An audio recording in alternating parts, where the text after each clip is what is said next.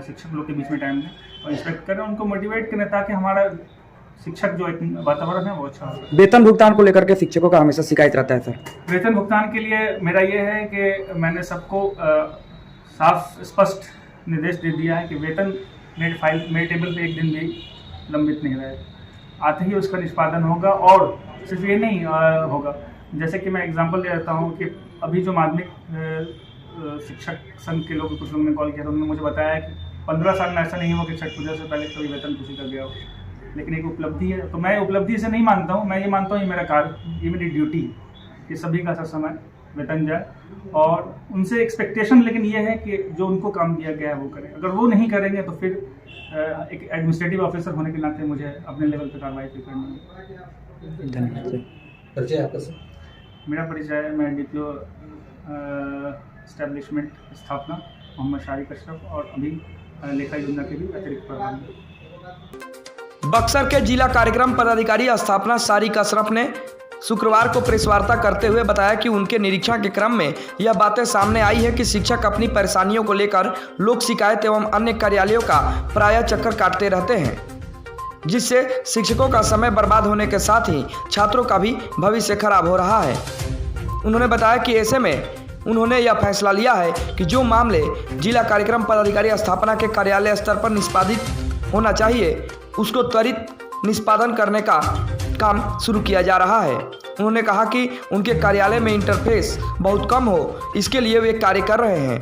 उन्होंने बताया कि जो शिक्षक सुदूर इलाके के हैं, उन्हें अपनी समस्याओं को लेकर कार्यालय आने की कोई ज़रूरत नहीं है, बल्कि वह सीधे कार्यालय के अधिकृत मेल ID पर अपनी समस्याओं को दर्ज करा सकते हैं, जिन्हें वे खुद देखेंगे और उस पर संज्ञान लेते हुए कार्रवाई करेंगे। इससे शिक्षकों का समय बचने के साथ साथ इसका सीधा फायदा छात्रों को मिलेगा। DPO ने बताया कि शिक्षक जब विद्यालय में होंगे तो उनका पूरा ध्यान बच्चों की पढ़ाई पर होगी। DPO ने कहा कि समस्याओं के समाधान के लिए समय सीमा भी तय की गई है। इसके साथ ही शिक्षकों के पेंशन एवं वेतन संबंधित समस्याओं का भी निष्पादन स्थापना कार्यालय से ही किया जाएगा। उन्होंने बताया कि बीते कुछ वर्षों में विभाग से शिक्षकों तथा आम लोगों का भरोसा कम हुआ है, जिसे पुनः स्थापित करने के प्रयास में वे लगे हुए हैं। में क्या हो रहा है? शिक्षकों के हित में ही ये मैंने आपको सूचना देने के लिए बुलाया है कि एक काम मैं करने जा रहा हूँ, क्योंकि मैं देख रहा हूँ कि बहुत सारे ऐसे मैटर हैं जो कि बिना ऐसा जो हमारे कार्यालय से निष्पादन जिसका होना है और ससमय उसका निष्पादन होना चाहिए, उसके लिए हमारे शिक्षक जो है इधर उधर जा रहे हैं, लोक शिकायत में जा रहे हैं और सेवा शिकायत में। उसका मूल कारण कहीं ना कहीं उनकी असंतुष्टि है और इसको दूर करने के लिए मैं ये आग्रह करना चाहता हूँ कि उनका जो भी निस्तारण होना है वो मैं उसको समय में यहाँ से निस्तारण करने के लिए प्रतिबद्ध हूँ।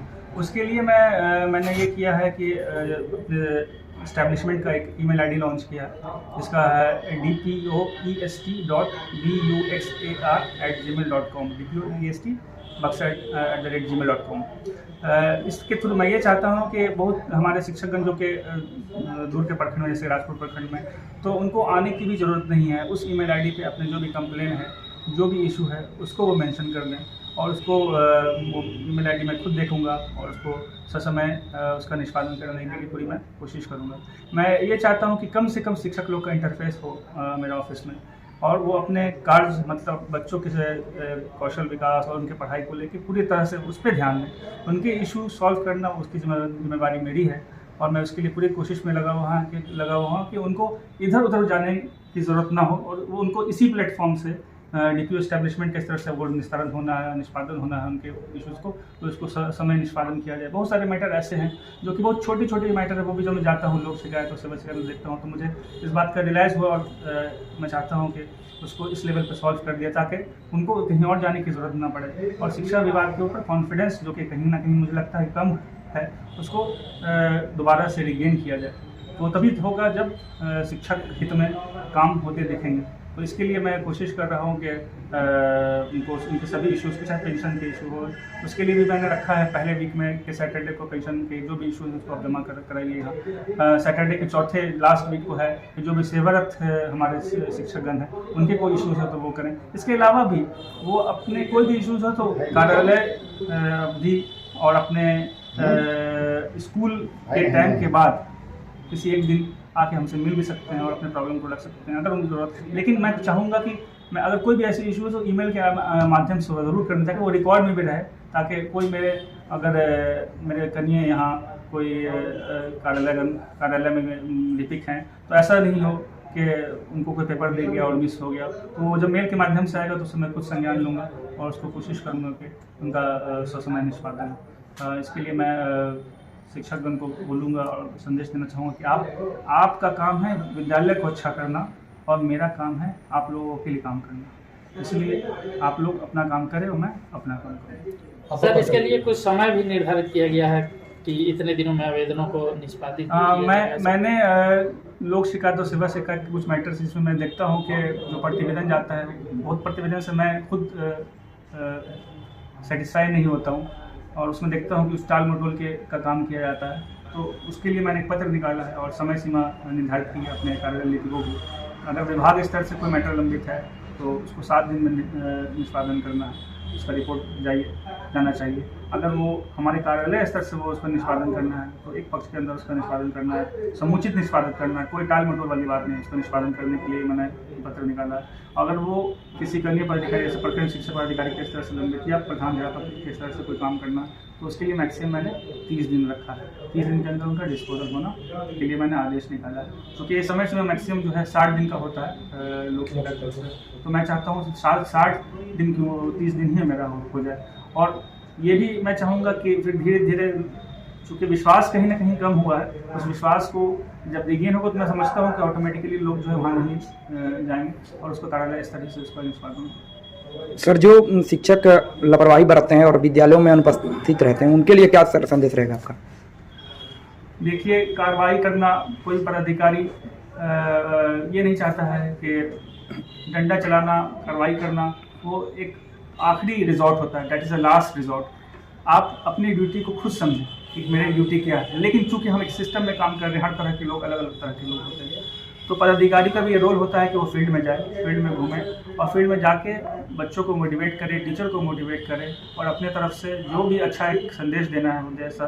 तो ये सब भी तभी मुझे लगता है कि होने में ज़्यादा अच्छा होगा जब हमारे लिए भी कुछ समय बचेगा इन सब चीज़ों से, कि सेवा शिकायत में 2 घंटा बैठे हुए हैं और लोक शिकायत में 2 घंटा बैठे हुए हैं और अदर प्लेटफॉर्म जो कि जिसमें टाइम हम लोग का जाता है, तो वो टाइम से हम अच्छा कि वो हम स्कूल में टाइम लें, अपने शिक्षक लोग के बीच में टाइम दें और इंस्पेक्ट करें, उनको मोटिवेट करें ताकि हमारा शिक्षक जो एक वातावरण है वो अच्छा हो। वेतन भुगतान को लेकर के शिक्षकों का हमेशा शिकायत रहता है सर। वेतन भुगतान के लिए मेरा ये है कि मैंने सबको साफ स्पष्ट निर्देश दे दिया है कि वेतन मेरे टेबल पे एक दिन भी लंबित नहीं रहे, आते ही उसका निष्पादन होगा। और सिर्फ ये नहीं होगा, जैसे कि मैं एग्जांपल दे देता हूँ कि अभी जो माध्यमिक शिक्षक संघ के लोग कुछ लोगों ने कॉल किया, उन्होंने मुझे बताया कि 15 साल में ऐसा नहीं हुआ कि छठ पूजा से पहले कोई वेतन किसी का गया हो, लेकिन एक उपलब्धि है। तो मैं उपलब्धि से नहीं मानता हूँ, मैं ये मानता हूँ ये मेरा कार्य, ये मेरी ड्यूटी है कि सभी का समय वेतन जाए। और उनसे एक्सपेक्टेशन लेकिन ये है कि जो उनको काम दिया गया है वो करें। अगर वो नहीं करेंगे तो फिर एक एडमिनिस्ट्रेटिव ऑफिसर होने के नाते मुझे अपने लेवल पर कार्रवाई करनी है। धन्यवाद। परिचय आपका सर? मेरा परिचय, मैं DPO एस्टेब्लिशमेंट स्थापना मोहम्मद शारिक अशरफ और अभी लेखा योजना के भी अतिरिक्त प्रधान।